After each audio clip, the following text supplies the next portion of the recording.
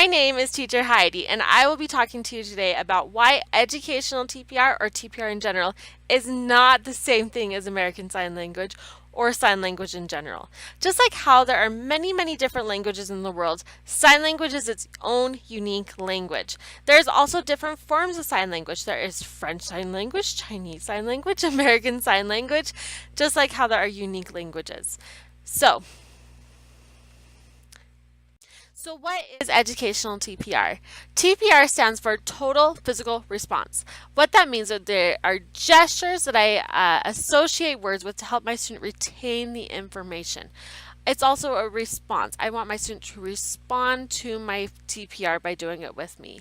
Sign language, on the other hand, is a group of gestures or signs put together to help create a language. For example, the sign Christmas does not look like anything to do with Christmas. The same thing with the sign name. Instead, if I wanted to use TPR, I would suggest using name because it looks like a name tag. It's associated with the object versus name being a sign. Let's break this up to lower level lessons and upper level lessons. At lower level lessons, we usually have one vocabulary word, such as alligator. Great job! How do I come up with educational TPR for alligator? Step 1. I want to look at the word and think, what does it look like? What does the object do, if anything? Or how can I create my hands to make it look like the object? So, number 1. What does it look like? Well, it's green, it's kind of scary, it crawls out of swamps, and I think there might be one under my bed right now. Not helpful. Number 2, what does it look like? What does it do? Well, its mouth goes. So I might hold up my prop and say, alligator! Great job. Alligator. You, alligator. Great job. At lower level lessons and some into your upper level lessons, I want my students to reciprocate the TPR with me.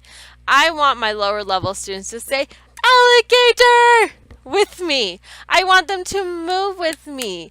Studies have shown that when students are moving, they're able to retain the information so much better, and it's just fun. Who doesn't like going like this?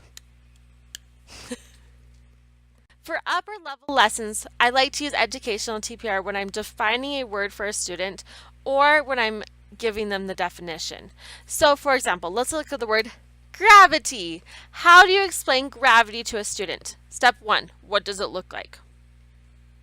It's invisible! I don't know.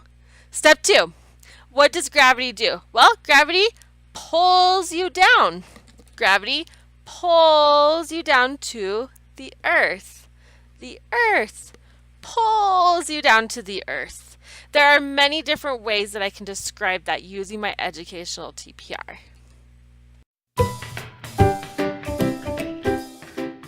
You can also use educational TPR with your props. Let's say, for example, I am using the word brush. This is a prop. It is not moving. However, if I say brush, all of a sudden I have used TPR.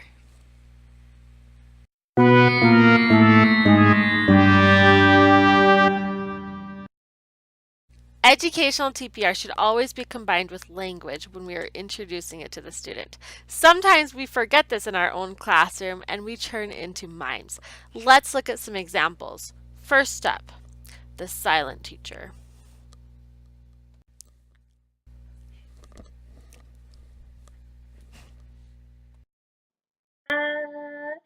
I see a stick.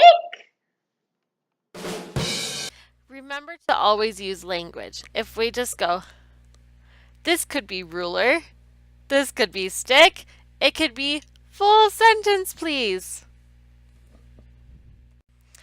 Let's look at educational TPR accompanied by miming and your mouth moving.